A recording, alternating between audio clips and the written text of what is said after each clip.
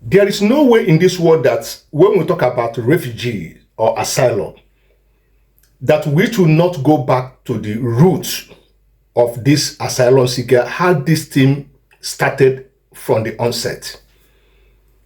When we talk about refugees, we talk about people fleeing from their country, going to seek for international protection in another country, which the West have series of meetings knowing how they will combat this massive flow of immigrants from, especially from third world countries, developing countries, coming to the developed countries.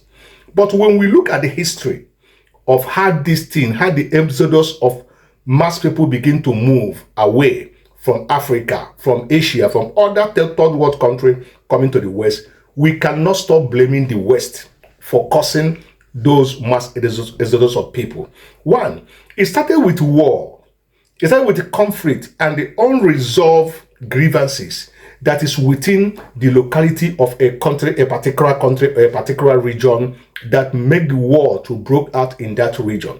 Let's take, for example, the war in Liberia, the war in Sierra Leone, the war in Democratic Republic of Congo, the war in Rwanda, the war in Somalia, the war in many places, Eritrea, other African countries, and even the war in Syria, the war in Afghanistan, the war in Palestine with Israel, the war, everywhere where there is war, there's going to be a mass flow of refugees moving from that country, trying to, this nation, the West, America and the other developed world, where they can find protection, where they can find peace, knowing very well that what is causing the war is what I said before: unresolved grievances. People trying the quest of power, conflict, boundary resolutions, and the other ethnic, problem that arise between the people that is sharing the same country. But the West, there's no war without, first of all, having issues before the war will start. Before the war will start, we expect that the West need to intervene. Let us also take, for example, the French-speaking countries in Africa that France people colonized.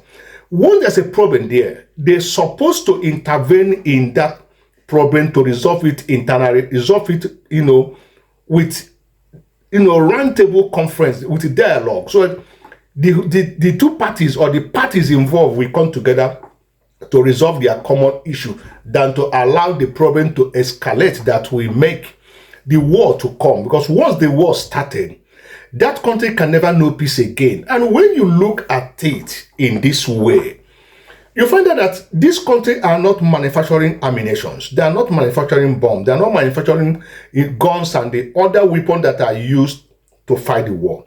Someone is supplying them that in exchange for their mineral resources, in exchange for money, or they want to sell their business. Those companies, those factories, those manufacturers of those weapons, they have workers. This is where they are also aiming their living.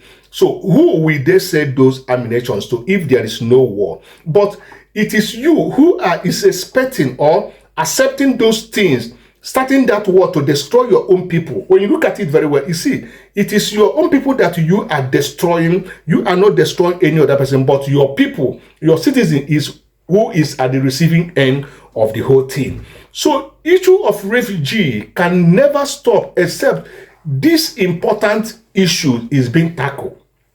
How to resolve problems internally, help to resolve problems internally, help to make sure that election that is organized in this country is fair and free. Because the most important thing again that is causing conflict problem in Africa is election problem, where the opposition will say no, they don't believe in this election that is credible, it is fair and free.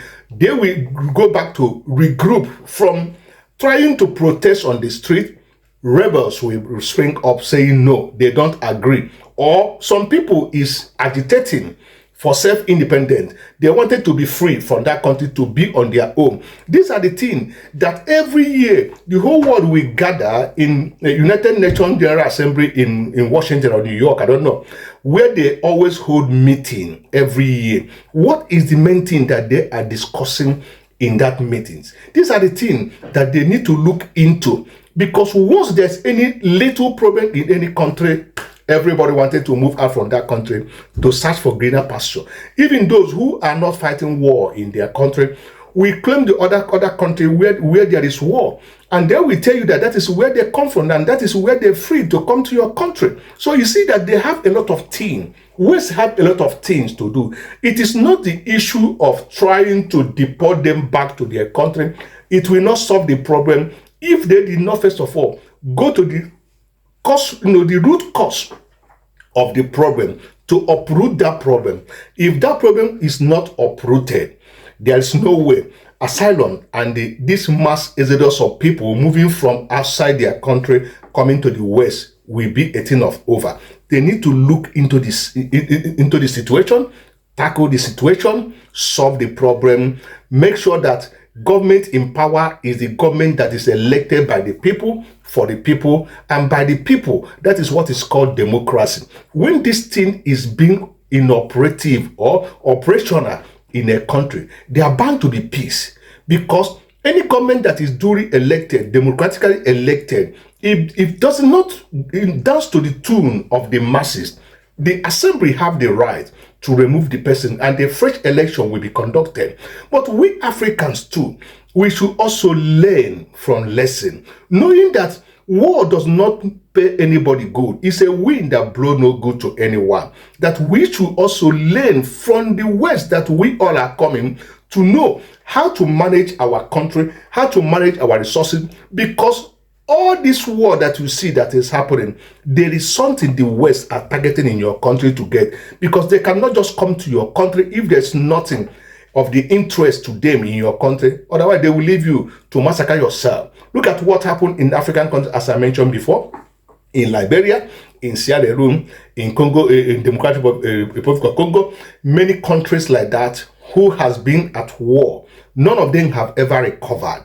Even Nigeria, when they fought civil war up till now, they have not recovered from that war. So war is something that does not pay good to anyone. That is what we are also telling someone like Zelensky to please stop the war now. 3 years, it has been a very long time. Stop the war, find a way to make peace, so there will be peace in your country, because this war that you see that is going on, it will not help your country. It doesn't help anybody. So issue of refugee, when all these things are going, they are bound to be received from other part of the world. Look at Somalia, for example. When you go out, you see Somalia littered all over the whole world.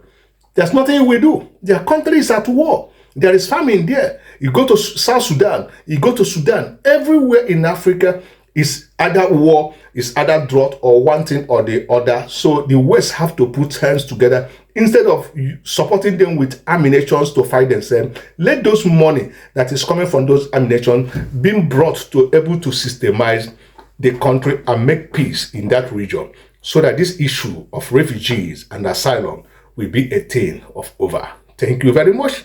If you have any other comment to support, please drop it at the comment section. God bless you.